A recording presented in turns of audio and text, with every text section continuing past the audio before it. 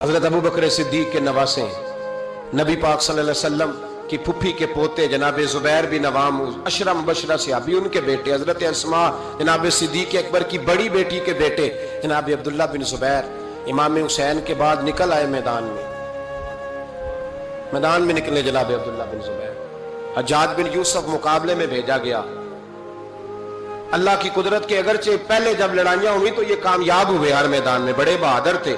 मक्के और मदीने के लोगों ने इनके हाथ पर बैत भी कर ली, इन्हें खलीफा भी मान लिया। लेकिन हज्जाज बिन यूसुफ जब आया तो वो तगड़ी फौज लेके आया। कुछ इनके साथी शहीद हो गए, कुछ पसपा हो गए।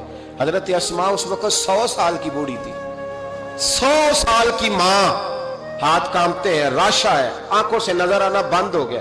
जनाब अब्दुल्ला बिन जुबैर माँ के पास दौड़े आए, कहा माँ मैं अकेला मैदान में रह गया हूँ, चंद साथी हैं, ज्यादा देर लड़ नहीं सकते, तेरे बुढ़ापे की बड़ी फिक्र है।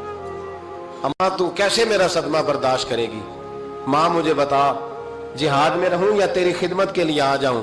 तो माँ कहने लगी अब्दुल्ला तू मेरी फिक्र न कर, पहले ये बता तू हक पे है कि नहीं, पहले बता सच्चा है कि झूठा।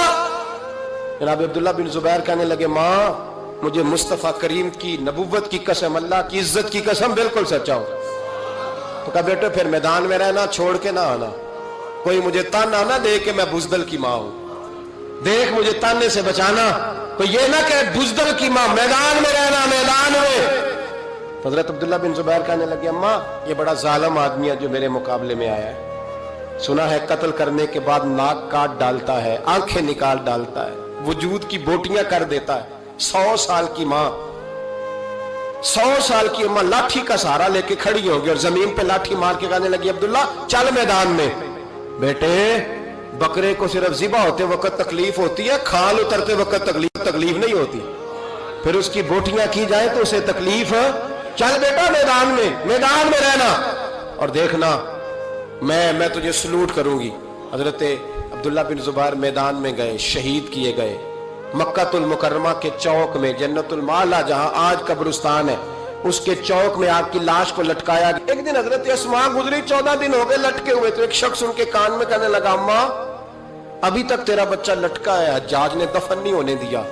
तो जनाब अस्मा ने पीछे आवाज दी और इस जोर से बोल के कहने लगी लटका रहने दो, ये बचपन से ही घोड़सवारी का बड़ा शौकीन है, बचपन से ही घोड़ों पे रहता था, शाह सवार घोड़ों पे रहते हैं, शाह सवार जमीन पे नहीं होते, घोड़ों पे होते। लटका बचपन से ही बड़ा घोड़सवार था, बड़ा शौकीन था, कोई अर्ज नहीं।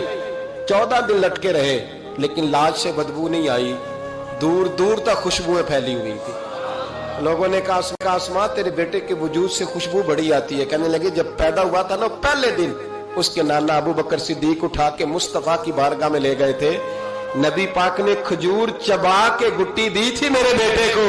कहने लगी उसके वजूद से बदबू आ सकती है जिसको पहली खुराक मोहम्मद अरबी का लवाबे दहन दिया गया हो, इसकी तो नस्लों से भी खुशबू आती रहेगी। तो माएं जब अजीम होती थी तो बेटे भी